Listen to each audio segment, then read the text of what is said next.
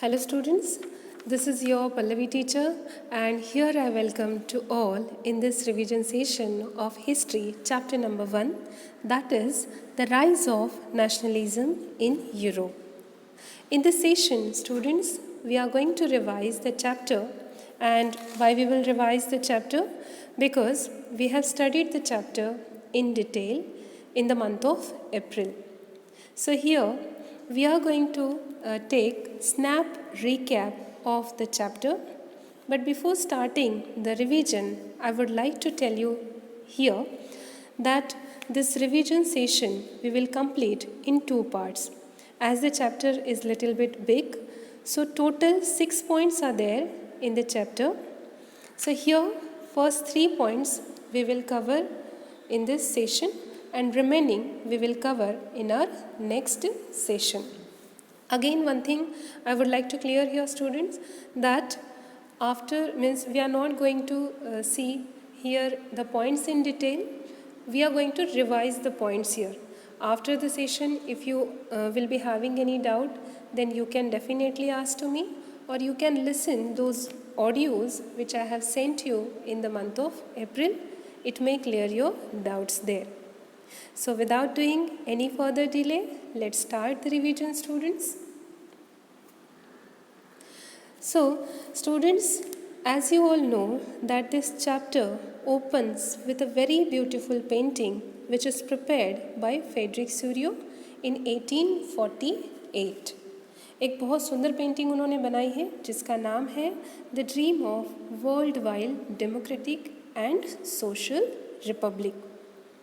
Now one question comes there that why this painting has been given in the starting. So students, through this painting, Frederick Seurat wanted to give the message. What is the name of our chapter? That is the rise of nationalism in Europe. यानी कैसे nationalism की feeling का rise हुआ in Europe, कैसे एक feeling पूरे continent की feeling बनी. Now what is mean by the nationalism? So nationalism it is the kind of feeling of patriotism towards our nation. So कैसे ये फीलिंग पूरे कॉन्टिनेंट की फीलिंग बनी, यानी हमने किसी देश की एक फीलिंग तो सुना है लेकिन पूरे कॉन्टिनेंट की एक ही फीलिंग कैसे हो सकती है. So this is all the story of this lesson, that how the feeling of nationalism spreaded all over the Europe. So moving back to this painting students, here you can see that different country people are marching or rallying towards the independence.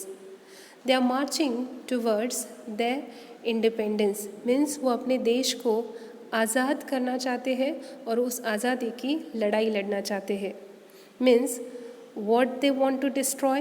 So they want to destroy the despotism or the monarchy. यानी इस painting के through Frederick सूरियो ये एक message देना चाहते हैं कि किसका एंड होने वाला था, that despotism was about to end or the monarchy was about to end because people started to fight back for their independence. Means ये जो पेंटिंग जब बनाई गई तो इंडिपेंडेंट नेशन नहीं थे या फिर नेशन स्टेट्स नहीं थे, लेकिन जैसे जैसे मीन्स ग्रेजुअली टाइम बीतते गया and people started to get awareness towards their independence, so people started to fight for their independence. So in this painting he has shown here that in the upper side some saints are available there or gods are available there who are giving blessing to the people who are marching towards their independence. Then on the foreground in this picture some crowns have been spreaded there. कुछ crowns यहाँ पे पड़े हुए हैं कचरे के ढेर में, जो कि हमें ये दर्शाते हैं कि किसका एंड होने वाला था या हो चुका था. तो मोनार्की का एंड होने वाला था या डेस्पोटिज्म का एंड होने वाला था, because people started to get there the awareness. And means पहले क्या होता था कि एक रीजनल एम्पायर होते थे मीन्स अगर रात में किसी राजा ने किसी दूसरे राज्य के ऊपर आक्रमण कर दिया तो वो सारी टेरिटरी उनकी हो जाती थी, और मीन्स लोगों को वहाँ पे अपनी आइडेंटिटी नहीं होती थी.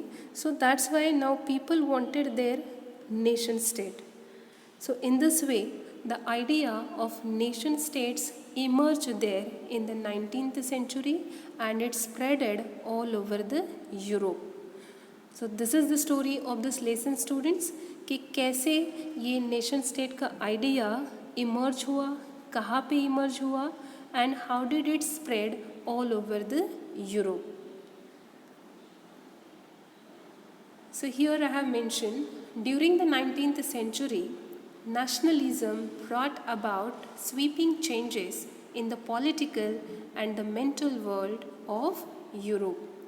यानी 19th century में जब ये nationalism की लहर आई या the fever of nationalism started to spread there, so it made there the changes in the political and the mental world of Europe.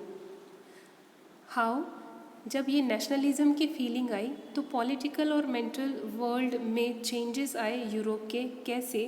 तो nation states emerge in place of multinational dynastic empires of Europe. यानी जो multinational dynastic empires थे उनकी जगह किसने ले ली थी? Nation states ने ले ली थी. The concept of modern state had been developing over a long period of time in Europe. But ये जो कंसेप्ट था मॉडर्न स्टेट का, इसको डेवलप होने के लिए लॉन्ग पीरियड ऑफ टाइम लगा. मीन्स ऐसा नहीं था कि किसी एक के दिमाग में आया कि अभी हमें मीन्स इंडिपेंडेंट नेशन बनना है या मॉडर्न स्टेट बनना है तो हम लोग बन जाते हैं. ऐसा नहीं था. They had to fight there and it had been taken there the long period of time. So ये इस long period of time में क्या क्या हुआ, कौन से इंसिडेंट्स हुए और कैसे फाइनली इमर्जेंस हुआ नेशन स्टेट्स का या फिर मॉडर्न स्टेट्स का. Here I want to tell you my dear children what is meant by the nation states or the modern states. Nowadays we people are living in nation states, means हम लोग India में रहते हैं तो it's our nation state, it's our modern states. But in those days such type of nation states were not available there. तो क्या available था? Kingdoms available थे, राजा महाराजाओं का शासन था. लेकिन जैसे ही ये नेशनलिज्म की लहर चली तो ये राजा महाराजाओं का शासन समाप्त हुआ और एक डेमोक्रेटिक रिपब्लिक एडमिनिस्ट्रेटिव स्टार्ट हुआ. अभी वो कैसे हुआ, कौन से देश में सबसे पहला नेशनलिज्म का आगाज़ हुआ, तो हम लोग देखते हैं students. But before that here I want to tell you that on the basis of this painting one question can be there which can be ask there for short answer. इसके ऊपर लॉन्ग आंसर नहीं आएगा but short answer definitely can be form there. That what message have been given through this painting by Frédéric Sorrieu. So जो भी ये points मैंने यहाँ पे मेंशन किए students, you can mention this 3 points for writing the answer of this question. Now moving further, that what did I tell you there, that we are going to see that how did the fever of nationalism spreaded all over the Europe. So the first expression of nationalism took place in France and power shift to the people and people started to live with the sense of collective identity. अभी students यहाँ पे भी 2-3 question बनते हैं जो कि 5 answer means जो कि लॉन्ग आंसर के लिए भी आ सकते हैं और शॉर्ट आंसर के लिए भी आ सकते हैं. जैसे कि how did the sense of collective identity was forced in France. So this question can be asked there for 5 marks. If this type of question will be asked there, so all these points you have to mention there. So after becoming there the nation state means सबसे पहला जो expression था nationalism का वो कहाँ पे हुआ? France में हुआ. And France become their the nation state. After becoming the nation state they took there certain steps to involve or to develop there the sense of collective identity among the people. अभी वो steps कौन से थे? So one by one, let's see that which I have mentioned here. They introduced there the concept of La Patrie, means the fatherland, means लोग अभी अपने nation को as a fatherland consider करते थे. Then the second concept they introduce there the le citoyens, means now people started to consider themselves as the citizen of the their nation. Then they develop there the French flag which was available there in tricolor, red, white and blue. Then they created there the National Assembly. Then again they developed there the hymns, oaths and commemoration of martyrs. जैसे हम means हमारे देश को जब independence मिला, so we have also develop there the oath, we have also taken there the oaths, और we have also develop there the hymns. Jana Gana मन जो हमारा राष्ट्रगीत है, जब हम गाते हैं तो we feel there very proud. So like that French people also they develop there the hymns, oaths and the commemoration of martyrs. What is the commemoration of martyrs? So I have already explained this. Then this centralized administration and uniform law, यानी जो power जो थी या जो administration जो था उसको centralise किया गया, यानी अलग अलग राज्य थे लेकिन फिर भी पावर जो थी वो सेंट्रलाइज थी. एंड यूनिफॉर्म लॉज थे, यानी लॉज जो थे उसमें यूनिफॉर्मिटी थी. Then abolition of internal duties and dues. Whatever the taxation was available there for the internal duties or dues were available there, all those dues and internal duties abolished there, उसको पूरी तरीके से ख़त्म किया गया, cancel किया गया और एक नई शुरुआत की गई. Then uniform system of weight and measures introduced there. In old regime, what was available there, student?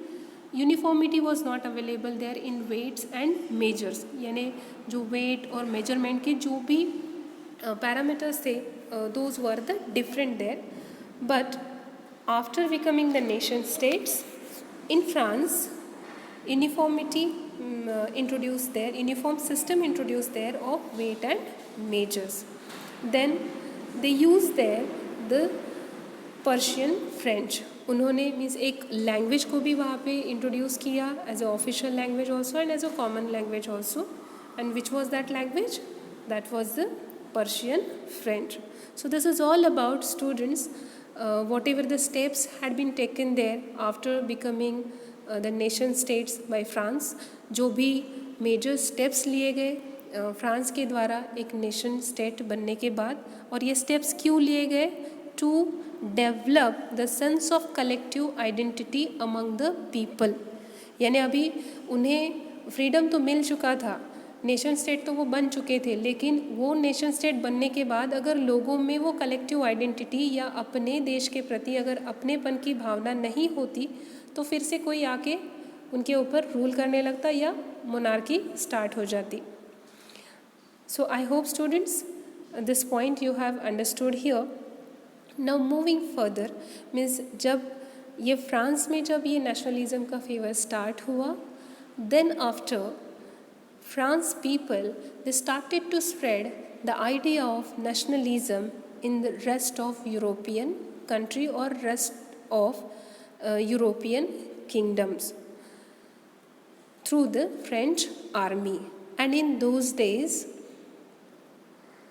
Napoleon Bonaparte was there the military general. जब ये नेशनलिज्म के आइडिया का स्प्रेड हो रहा था, या ये जो फ्रेंच पीपल जब नेशनलिज्म की आइडिया को स्प्रेड कर रहे थे बाकी के टेरिटरी में या बाकी के यूरोपियन कंट्रीज़ के पार्ट में, so that time who was there the military general? Napoleon Bonaparte was there the military general, जो कि एक बहुत एम्बिशियस पर्सन थे. And when he became there the military general, that time he took over again the power in his hand, and this powerful personality introduced in the history of France. So here the entry happens of the hero of the France. Now students, maybe means you can ask there the question that why teacher you are calling Napoleon as a hero. He took over the power in his hand, and again he restored there the monarchy, so how can you call him as a hero? Students, one thing you can keep in your mind, though it's a monarchic rule, though it's a democratic republic rule, but it depends upon the leader. ये depend करता है कि वो शासन कैसा है, ये किसके ऊपर डिपेंड होता है, ये लीडर के ऊपर डिपेंड होता है. And why I have called Napoleon as a hero? Because after getting the power in his hand, whatever the measures he has introduced there, or whatever work he had been done there, it was mind blowing. जो भी काम उन्होंने किया वो बहुत अच्छा काम था. Means he was one of the best leader in those days, because he was having there the modern vision. In 18th century he has introduced there the many good reforms, not only in France but in the rest of all Europe, and I must say there in the rest of whole world. Now let's see, students, what type of changes or what type of reforms he had been done there. So here I have mentioned those reforms which have been introduced by Napoleon, which is also known as the Napoleonic Code, or which is also known as a Civil Code of 1804. अभी इसको Civil Code of 1804 क्यों कहा जाता है? Because Napoleon Bonaparte, he took the power in his hand in 1804. So what type of reforms he has introduced in his Napoleonic Code? So return of monarchy means this is not the major, but here I have mentioned that as the entry happens there of Napoleon Bonaparte, क्या restore हुआ? Monarchy restore हुई. Means again France में क्या आया? Monarchic rule आया. So but monarchic rule आया, but उन्होंने उसमें क्या क्या चेंजेस किए? Now see that he introduce there the administrative reforms. Many administrative reforms he had been introduced there, such as he had removal of privileges based on the birth. Means he has removed there whatever the privileges used to give in those days based on the birth. He has removed those privileges. यानी अगर किसी का जन्म किसी royal family में होता है तो उनको वो सारे अधिकार एज इट इज़ मिल जाते हैं, कोई विदाउट टेकिंग और विदाउट डूइंग एनी एफर्ट्स. तो what ever the privileges use to give on the basis of birth, he has cancelled those privileges. Then the next major or the next reform he has introduced in his civil code, that is equality before the law and right to property. Though it's a middle class, though it's a upper class, or though it's a lower class, equality will be available there for all in front of law, and everybody will be getting their right in property, whether it's a boy or a girl. So students, you can think there in 19th or in late 18th century, means in late 18th century or in 18th century, Napoleon Bonaparte introduced such type of great reforms. So what kind of modern vision he was having, and that's why, students, I have called him here as a hero personality. Then abolished feudal systems by freeing peasants from serfdom and manorial dues. जो भी serfdoms means serf means peasant. So I have explained, students, earlier also in detail. So जो भी feudal system available थी तो उस feudal system से peasants को उन्होंने फ्री किया. serfdoms या manorial dues जो भी थे, यानी बीच में जो भी लोगों को अपॉइंट किया गया था ड्यूज़ वगैरह कलेक्ट करने के लिए, तो वो सब कुछ उन्होंने कैंसिल कर दिया. अभी लोग डायरेक्टली जाके जो भी टैक्स वगैरह पे करना था तो वो डायरेक्टली जाके टैक्स पे कर सकते थे, वो सब कुछ उन्होंने कैंसिल कर दिया था. Then removal of guild restrictions in town. So what is the guild restriction? Students, I have explained it already. जो भी गिल्ड रेस्ट्रिक्शंस थे इन ट्रेड और इन टाउन, वो उन्होंने उसको एबोलिश कर दिया, वो उन्होंने रिमूव कर दिया. Then he improved there in transport system and communication also. उन्हें ये पता था कि किसी कंट्री को अगर डेवलप्ड कंट्री बनाना है तो ये सारी चीज़ें ज़रूरी है, और ये सारे इसीलिए उन्होंने पहले इन सारे रिफॉर्म्स की तरफ उन्होंने ध्यान दिया, पावर अपने हाथ में लिया और ये सारे रिफॉर्म्स उन्होंने फ्रांस में लाए, क्योंकि वो ये चाहते थे कि उनकी कंट्री एक डेवलप्ड कंट्री बने in all over the Europe. And the last measure he has introduced there, that uniform laws, weights and measures and the national currency. ये तो सबसे अहम एक स्टेप था which had been taken by Napoleon. Students, he introduced there the uniform laws, सबके लिए same laws, uniformity in laws he has introduced there, weights and measures and the national currency also. Means weight, measures and the currency, in those days it was different in different parts, but he introduced there the same currency for one nation, and weight and measurements also. Means uniformity he had been brought there, and in this way students, he had given here such type of good reforms not only to the France but to the whole world. So this is all about the Civil Code of 1804, which is also known as a Napoleonic Code. Now students, though the Napoleonic Code was very good, but some limitations were available there, or some shortcomings were available there. Which are those? We will see in our next slide. So here I have mentioned some shortcomings or the limitations of Napoleonic Code. तो ये क्या था? Loss of political freedom. Means Napoleon Bonaparte, he was there the very ambitious leader, and he expanded his territory, and in starting days people also appreciated him a lot, that whatever the reforms he had been introduced in his country, other country people or other kingdom people also wanted there that Napoleon Bonaparte should attack on our country and he should introduce all those reforms in our country also.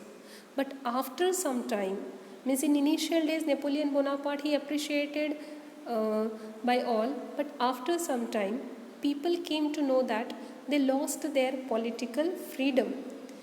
Means what students? अभी अगर France ने किसी दूसरे देश के ऊपर आक्रमण कर दिया और उन्होंने उसमें वो सारे रिफॉर्म्स ला दिए, लेकिन वो तो फ्रांस पीपल नहीं कहलाएंगे, उनकी पॉलिटिकल आइडेंटिटी तो ख़त्म हो जाएगी, यानी उनको पॉलिटिकल फ्रीडम नहीं रहेगा. So that's why people understood there that they lost their political identity, and that's why this administrative arrangements did not go hand in hand with political freedom. Again, second limitation was there, that he increased the tax. भी वो अपनी territory expand कर रहे थे, लड़ाइयाँ लड़ रहे थे, तो उन्हें पैसे तो लगते थे. So that's why he increased there the taxes. Then censorship of news and views, means उनके बारे में न्यूज़ एंड व्यूज़ मीन्स जो मीडिया थी उसको नेपोलियन बोनापार्ट जी ने कंट्रोल करके रखा था. कि सेंसरशिप यानी क्या, उनके ऊपर वॉच था या उन्हें लिमिट्स थे, कुछ भी नहीं बोल सकते थे. यानी जैसे जो भी मूवी आता है तो उसको सेंसर बोर्ड का सर्टिफिकेट दिया जाता है, पहले उस मूवी को सेंसर बोर्ड को दिखाया जाता है, अगर उसमें कुछ ऑब्जेक्शनेबल है तो उसको कैंसिल कर दिया जाता है. Like that Napoleon Bonaparte also have been done there the censorship of news and views. यानी लोग मीडिया में खुल के कोई भी न्यूज़ नहीं दे सकते थे या अपने व्यूज़ नहीं दे सकते थे. And the last one is there, the forced conscription into French army to fight wars. Forced conscription यानी क्या, तो वो अपनी टेरिटरी एक्सपांड कर रहे थे, तो इसीलिए उन्हें सोल्जर्स चाहिए थे. तो वो सोल्जर्स को मीन्स बाकी दूसरे देश के लोगों को, जो भी टेरिटरी उन्होंने जीती है, तो उन लोगों की इच्छा के विरुद्ध वो उन्हें आर्मी में भर्ती करने के लिए फोर्स करते थे और फोर्सफुली कंस्क्रिप्शन किया जाता था into French army to fight war को लड़ने के लिए या लड़ाई को लड़ने के लिए उन्हें फोर्सफुली क्या किया जाता था, आर्मी में भर्ती किया जाता था या उन्हें आर्मी में लिया जाता था. So students, I hope you understood here the Napoleonic code और the civil code of 1804. Students, I just want to tell you here, if this question will ask there for 5 marks, then both points you need to mention there, that what steps he or what reforms Napoleon Bonaparte have been mentioned there in his civil code, and the shortcomings also. And if this question will ask there for 3 marks, then you can write there the major 3 points from these steps, or you can intermingle the point, यानी 2 point का 1 point बना के आप उसको 3 point बना सकते हो अगर ये शॉर्ट आंसर के लिए आता है तो. But most of time this question have been asked for long answer only, means for 5 marks. Now students, this is all about France. अभी ये सारी उथल पुथल हो रही थी फ्रांस में. अभी ये जब उथल पुथल फ्रांस में हो रही थी तो बाकी के यूरोपियन कंट्री की या बाकी के यूरोपियन टेरिटरी की क्या सिचुएशन थी, तो वो है हमारा next point students, the making of nationalism in Europe. Here is the point. So in your textbook, point number 2 have been mentioned there, the making of nationalism in Europe. Students, while you listen this session, that time I request you all, please keep your textbook with you. Means it will helpful to you to understand the session. So students, what did I have tell you now, that till now what have we seen there? हमने सबसे पहला nationalism का आगाज़ कहाँ पे हुआ था? First expression France में हुआ था. उसके बाद हमने देखा नेपोलियनिक कोड. अभी हम लोग देख रहे हैं कि जब ये सारी सिचुएशन थी फ्रांस में, तो बाकी के यूरोपियन कंट्रीज़ की क्या सिचुएशन थी. So what type of European societies were available there. So here the point I have mention. So the European society was available there in 2 class, the upper class and the lower class. So the upper class people कौन थे? The aristocratic people or the aristocrats. अभी इनके कुछ features हैं जो कि यहाँ पे mention किए हैं. The landed aristocracy were the dominant group. अभी ये जो aristocrats थे, they were having their the big land and these groups were the dominant group. यानी ये लोग, इनके पास बहुत ज़्यादा land होती थी और ये लोग डोमिनेंट ग्रुप थे, यानी मिडिल क्लास को या लोअर क्लास को डोमिनेट करने वाला ये ग्रुप था. Then they had common interest and lifestyle. इनकी जो भी लाइफस्टाइल होती थी या इनका जो भी इंटरेस्ट होता था वो कॉमन होता था. यानी फॉर एग्जांपल अगर आप ले लेते हो कि बिजनेस पर्सन अगर है राइट नाउ ऑल्सो, तो उनका इंटरेस्ट कॉमन होता है, उनकी लाइफस्टाइल कॉमन होती है. आपने किसी बिजनेस पर्सन को मीन्स शायद ही ऐसे देखा होगा कि उनकी लाइफस्टाइल कुछ अलग है, लेकिन मोस्ट ऑफ बिजनेस पर्सन या फिर मूवी एक्टर्स, ये शायद आपको ज़्यादा रिलेट करें, मूवी एक्टर्स, तो इनका इंटरेस्ट जो होता है वो कॉमन होता है या इनकी लाइफस्टाइल जो होती है वो कॉमन होती है. लाइक दैट इन एरिस्टोक्रेट्स की भी लाइफस्टाइल कॉमन थी और इनका इंटरेस्ट कॉमन था. They owned large country estate and town houses. अभी इनकी जो इस्टेट होती थी, they owned large country estate, यानी ये एक देश के मालिक हुआ करते थे और इनके जो हाउसेस थे मीन्स अलग अलग टाउन हाउसेस हुआ करते थे इनके. मीन्स ऐसा नहीं था कि एक टाउन में इनका हाउस है, they were having there the many houses and this people connected by marriage ties. और ये जो लोग थे एक दूसरे के साथ कनेक्टेड रहते थे मैरिज टाइज के साथ. मीन्स फॉर एग्जाम्पल मीन्स देश के देश में नहीं, जैसे कि इनका जो क्लास था एरिस्टोक्रेटिक पीपल का, यानी जर्मनी के एरिस्टोक्रेट्स रहेंगे, देन अमेरिकन एरिस्टोक्रेट्स और ग्रीक एरिस्टोक्रेट. तो ये जो जर्मनी एरिस्टोक्रेट, ग्रीक एरिस्टोक्रेट और American aristocrat, they connected with each other with the marriage ties. For example, you have studied in your 9th standard that Louis XVI, where from he? He was from France, but he married with Maria Antoinette and she was there the Austrian princess. Though she belonged from the Austria, after that also she married with Louis XVI who belonged from France. Means like this, these aristocrats, they connected with each other by marriage ties and most of them spoke French. अभी इनका ये means French जो थी एक language, एक sophisticated या फिर एक पॉलिश्ड लैंग्वेज के हिसाब से उसको देखा जाता था. सो that's Y mostly aristocrats use there the French language for speaking. Then the second group was available there, another group was available there, that is lower class.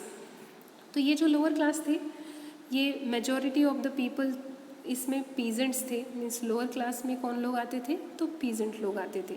तो students, we have seen here the upper class and the lower class, but the another class also started to emerge in those days। अभी ये तीसरा class, नया class उभर के आया था। अभी ये उभर के आया था यानी आसमान से नहीं टपका था, तो या ये ऐसा कहीं से मिस चल के नहीं आया था, तो सोसाइटी में से ही इमर्ज हुआ था। और वो क्यों हुआ था, तो वो है हमारी नेक्स्ट स्लाइड। तो यहाँ पे एक पिक्चर है students, in which you can see that the difference between or the lifestyle between aristocrat and the peasants. So here our next point, which I have told you just now, that the new middle class group emerged there in those days। एक means upper class और lower class, इन दो class के बीच में एक नया group उभर के आया था, जो कौन सा ग्रुप था, न्यू मिडिल क्लास। और ये ग्रुप क्यों उभर के आया था, क्योंकि in those days industrial revolution started there, and because of that industrial revolution this new middle class group emerged there. So ये जो न्यू मिडिल क्लास ग्रुप उभर के आया था, ये इम्पैक्ट था ऑफ द इंडस्ट्रियल रिवॉल्यूशन। अभी ये जो मिडिल क्लास ग्रुप था, ये ग्रुप क्या था, कैसा था, इनकी डिमांड क्या थी। सो लेट्स सी स्टूडेंट्स, ये जो न्यू मिडिल क्लास ग्रुप था, the growth of cities and towns, mostly these new middle class people they growth in cities and towns because these people belonged from the commercial background, यानी ये trade करने वाले लोग थे, तो ये mostly cities में और टाउन्स में रहते थे। Then emerge of commercial classes, और इनकी वजह से क्या हुआ, एक कमर्शियल क्लास बना। बिकॉज कमर्शियल क्लास यानी क्या, कि एक ऐसा क्लास कि जो एक इंडस्ट्री को ओन करते हैं, यानी जिनका जीवन व्यापन ही ज़्यादा से ज़्यादा प्रॉफिट करने का था। यानी हम लोग ये कह सकते हैं कि व्यापारियों का जो एक ग्रुप था, तो ये एक उभर के आया, जिसको कहा गया है commercial class. Then the rise of middle class consisting of industrialist, businessman and professional. तो ये जो राइज हो रहा था मिडिल क्लास का, इसमें कौन कौन लोग थे, तो इसमें इंडस्ट्रियलिस्ट थे, इसमें बिजनेसमैन थे, और इसमें प्रोफेशनल्स भी थे। Now this middle class people they were educated and liberal minded. अभी ये जो मिडिल क्लास पीपल थे, ये ट्रेड करने वाले थे, मोस्टली कमर्शियल बैकग्राउंड से थे। So these people were educated and liberal mindset. Liberal mindset यानी फ्री माइंड के थे, एक मॉडर्न विजन वाले लोग थे। सो that's why they wanted the removal of aristocratic privileges, and that's why they demanded there to remove aristocratic privileges। यानी जो भी aristocratic privileges थे, यानी एरिस्टोक्रेटिक ग्रुप जो डोमिनेट करते थे बाकी के क्लासेस को सोसाइटी के, तो इन लोगों की ये डिमांड थी कि एरिस्टोक्रेटिक रूल को क्या किया जाए, रिमूव किया जाए। And that's why they further more, and that's why further they moved like that only. अभी वो मूव क्या था, लेट्स सी। तो उनका ये जो न्यू मिडिल क्लास ग्रुप था, ये एक लिबरल नेशनलिस्ट का ग्रुप था। मीन्स ये जो न्यू मिडिल क्लास जो ग्रुप था, ये एक लिबरलिज्म के आइडियोलॉजी के ऊपर काम करने वाला ग्रुप था। अभी लिबरलिज्म मीन्स क्या, तो लिबरलिज्म ये जो वर्ड है, ये लिया गया है लैटिन रूट वर्ड से, जो कि है लीबर, जिसका मीनिंग क्या है, फ्री। अभी फ्री यानी तो उसके अलग अलग मीनिंग निकलते हैं। फ्री यानी आपको किसी वस्तु के ऊपर कुछ फ्री मिल गया, या किसी ने आपको फ्री में एडवाइस दे दिया, तो that type of free meaning हमें यहाँ पे नहीं लेना है। So here free means what, और liberalism means what, from the social perspective or from the social point of view, what is mean by the liberalism. Then from the political point of view, we have to see here the liberalism and from the economical point of view we have to see here the liberalism. So let's see students, ये जो liberalism, ये जो liberal nationalist थे, ये चाहते थे कि इनकी एक टेरिटरी हो जहाँ पे खुद का रूल हो, जहाँ पे सोशल लाइफस्टाइल में फ्रीडम मिले, पॉलिटिकल लाइफस्टाइल में फ्रीडम मिले और इकोनॉमिकल लाइफस्टाइल में फ्रीडम मिले. तो वो सबसे पहले हम यहाँ पे देखेंगे स्टूडेंट्स कि social liberalism means what they wanted actually. They wanted the end of autocracy and clerical privileges. वो चाहते थे कि ऑटोक्रेसी का कम्प्लीटली एंड हो और जो क्लर्जिकल प्रिविलेजेस थे, क्लर्जिकल यानी फर्स्ट स्टेट में जो भी आते थे क्लर्जी पीपल, जो कि मोस्टली चर्च से बिलोंग करते थे, जिनके हाथ में मोस्टली राइट्स थे. तो ये जो लिबरलिज़म या ये जो न्यू मिडिल क्लास लोग थे या ये जो लिबरल नेशनलिस्ट थे, तो ये क्लर्जिकल प्रिविलेजेस नहीं चाहते थे. देन इन्हें freedom of individual and equality before law चाहिए था. And the last point which has been mention in social liberalism, that is freedom of the press, यानी मीडिया में या फिर उन्हें बोलने का एक बोलने की लिबर्टी चाहिए थी. Then the second point which have been mentioned here, that is political liberalism, यानी जो ये liberal nationalist थे, इन political point of view किस टाइप की फ्रीनेस चाहते थे. So they wanted there the government by consent. उन्हें गवर्नमेंट चाहिए था, लेकिन गवर्नमेंट बाय कंसेंट, यानी लोगों के कंसेंट द्वारा जो गवर्नमेंट इस्टेब्लिश किया जाए वो गवर्नमेंट वो चाहते थे. देन कॉन्स्टिट्यूशन एंड रिप्रेजेंटेटिव पार्लियामेंट, वो लोग कॉन्स्टिट्यूशन चाहते थे एंड रिप्रेजेंटेटिव चाहते थे इन द पार्लियामेंट. अभी उन्हें इस बात से कोई लेना देना नहीं था स्टूडेंट, चाहे राजा रहे ना रहे, लेकिन राजा रहता भी है तो वहाँ पे क्या होना चाहिए, कॉन्स्टिट्यूशन होना चाहिए और पार्लियामेंट में रिप्रेजेंटेटिव्स होने चाहिए जो कि लोगों के द्वारा चुन के दिए गए हो.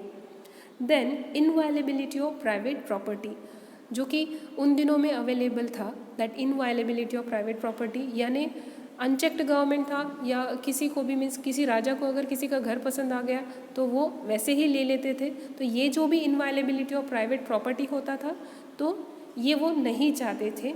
Then universal suffrage they wanted there. Now what is mean by the universal suffrage? Suffrage means right to vote.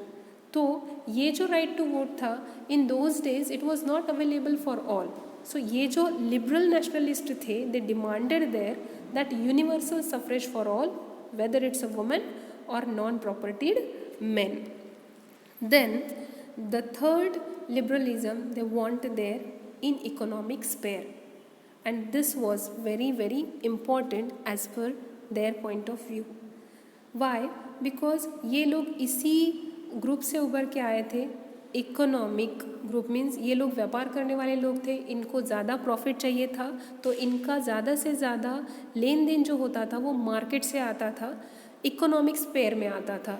तो यहाँ पे ये लोग ये जो डिमांड थी इकोनॉमिक लिबरलिज्म की ये ज़्यादा स्ट्रॉन्ग थी. अभी ये क्या थी? दे wanted their freedom of market, abolition of restriction of movement of goods. अभी ये लोग क्या चाहते थे कि मार्केट में क्या मिले, फ्रीडम मिले, कोई रेस्ट्रिक्शंस ना हो, and abolitions of restriction of movement of goods. अभी एक जगह पे अब अगर गुड्स तैयार होते हैं तो उन्हें वो गुड्स एक जगह से दूसरी जगह पे ले जाना पड़ता है, तो वो जो ले जाने के लिए जो भी उन्हें रेस्ट्रिक्शंस थे वो रेस्ट्रिक्शंस ना हो, ऐसा ये लिबरल नेशनलिस्ट चाहते थे. And the last thing is there that uniform duties, weights and measurements. Means duties में, टैक्सेशन में या फिर वेट्स और मेजरमेंट्स में क्या हो, यूनिफॉर्मिटी हो. So students, this is all about the liberal nationalism. I hope you understood this. Now, in our next point, what we are going to see, a new conservatism after 1815. Till now, what have we seen, students? सबसे पहला expression कहाँ पे आया था nationalism का? France में. उसके बाद पावर किसके हाथ में गई? नेपोलियन बोनापार्ट के हाथ में. उसके बाद नेपोलियन बोनापार्ट जी ने क्या किया? तो अलग अलग रिफॉर्म्स इंट्रोड्यूस किए जो कि अच्छे थे, लेकिन उसमें भी limitations थे. Then we have seen there when these things were going on in France, then after means at the simultaneously or at the same time what type of European society was available there. So in that European society we have seen there the two groups, that is the aristocracy, lower class, and the third group was available there, that is new middle class. और वो new middle class उनकी ideology क्या थी, तो liberal nationalism, उस ideology के ऊपर वो काम करते थे. अभी वो आइडियोलॉजी क्या थी, so just now we have seen. Now our next point is available here, that is a new conservatism after 1815. अभी जब नेपोलियन बोनापार्ट जी का डिफीट हुआ in the battle of Waterloo, then after one more time power went back in conservative, और power went back in the hands of monarch. So here students, I would like to tell you the meaning of conservatives. First, conservatives means this is the thinking which give more importance of tradition, established institution and custom, and preferred gradual developments to quick change. Means conservatism, in easy words, how you can keep in your mind what is meant by the conservatism, which is strict to the tradition, यानी कौन, again monarchy. तो जैसे ही Waterloo के battle में Napoleon Bonaparte का defeat हुआ, then after new conservatism have been introduced there, who believed that the monarchy, church, aristocracy, social hierarchies, property and family should be preserve. जो कि ये मानते थे कि क्या प्रिजर्व हो, monarchy, church, aristocracy, social hierarchy, property and जो royal families थे वो सब क्या हो, प्रिजर्व्ड हो. And again they wanted to preserve Napoleon's administrative reforms. और वो क्या चाहते थे, वो नेपोलियन ने जो भी रिफॉर्म्स इंट्रोड्यूस किए थे वो भी प्रिजर्व करना चाहते थे, बिकॉज वो जो भी रिफॉर्म्स थे वो अच्छे थे. जैसे कि एक एग्जांपल मैं यहाँ पे आपको देना चाहूँगी कि ब्रिटिशर्स जब हमारे देश में आए, तो ब्रिटिशर्स जब, हम ये नहीं चाहते थे कि ब्रिटिशर्स हमारे देश में लाइफ लॉन्ग रहे, लेकिन वो जाने के बाद हमने हमारा एक नया एडमिनिस्ट्रेटिव सिस्टम इंट्रोड्यूस किया, लेकिन जो भी चेंजेस उन्होंने किए थे उन चेंजेस को हमने आगे कंटिन्यू किया. तो like that these conservatives also wanted to preserve Napoleon's administrative reforms. In 1815, England, Russia, Austria and Prussia signed the Treaty of Vienna, undoing the changes made by Napoleon. Now ये जो भी नाम है students, England, Russia, Austria, Prussia, in those days ये major power थी, and ये major power they came together and they signed there the Treaty of Vienna. Treaty means agreement, जहाँ पे उन्होंने means they undoing the changes made by Napoleon, means जो भी changes Napoleon ने किए थे दे प्रिजर्व दोज चेंजेस और they keep those changes as it is.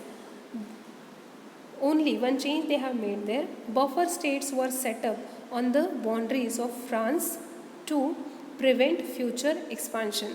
Now students, Napoleon Bonaparte, he was a very ambitious leader, and when he was there the monarch, and when he was expanding his territory, that time he expanded his territory and he got there the many kingdoms under his rule. लेकिन अभी ये जो नया conservatism rule आया था, ये नहीं चाहते थे कि आगे चल के फ्रांस के लोग रिवोल्ट करें और अपना टेरिटरी बढ़ाए. इसीलिए उन्होंने फ्रांस के आजू बाजू में बफर स्टेट्स लगा दिए. जैसे कि here I want to give you an example that in between China and India, one means Nepal is available there.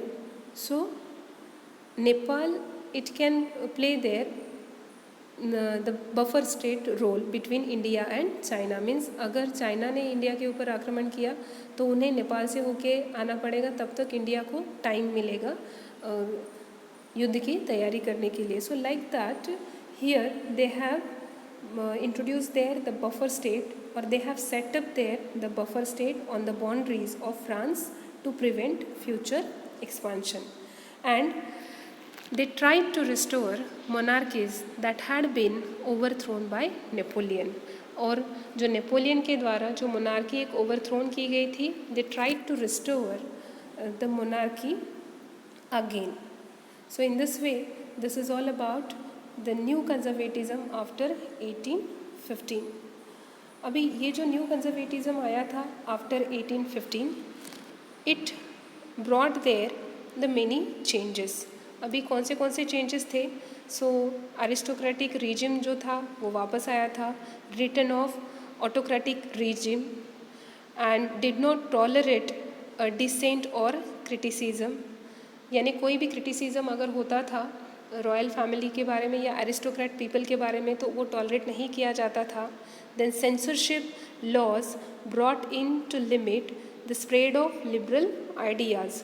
यानी जो भी लिबरल के आइडियाज़ जो भी थे अगर वो स्प्रेड हो रहे हैं तो उस पर सेंसरशिप लगा दिया गया था. यानी अगर कोई भी लिबरलिज्म को स्प्रेड करता है तो it consider as a crime. But ये जो भी न्यू कंजर्वेटिज्म था आफ्टर 1815, देन आफ्टर एक नया ग्रुप उभर के आया और वो नया ग्रुप था द ग्रुप ऑफ रिवॉल्यूशनरीज.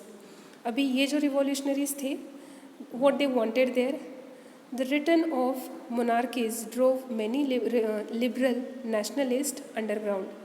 अभी ये जो मीन्स वन मोर टाइम जो मोनार्किक रूल वापस आया था तो ये जो मीन्स लिबरल नेशनलिस्ट जो थे अभी उन्होंने अंडरग्राउंड काम करना शुरू किया था. They started to create there the secret societies. So secret societies were started to form there. Their aim was to fight for liberty and equality. जिसका एम क्या था? They wanted to fight for liberty and equality, जो कि अभी conservatives आने के बाद ख़त्म हो चुका था. And they wanted to establish nation states. अभी ये जो नया रिवोल्यूशनरीज का ग्रुप आया था ये क्या चाहते थे? They wanted to restore there the nation states.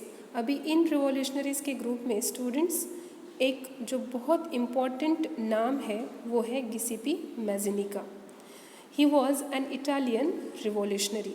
वो इटालियन रिवोल्यूशनरी थे जो कि मेंबर थे ऑफ कॉर्बनरी एंड जो कि फाउंडर थे of young Italy and young Europe, जिन्होंने दो सीक्रेट सोसाइटीज़ फॉर्म की थी, that is young Italy and young Europe. And who believed that God intended nation to be the natural units of mankind. और जो ये मानते थे कि भगवान भी ये चाहते हैं कि मेरा देश टुकड़ों टुकड़ों में ना बटे, वो क्या रहे? एक नेचुरल यूनिट, यानी वो एक यूनिट ही रहे, वो टुकड़े टुकड़े में ना बटे. और गिसिपी मैज़िनी को डिस्क्राइब किया गया है as the most dangerous enemy of the social order.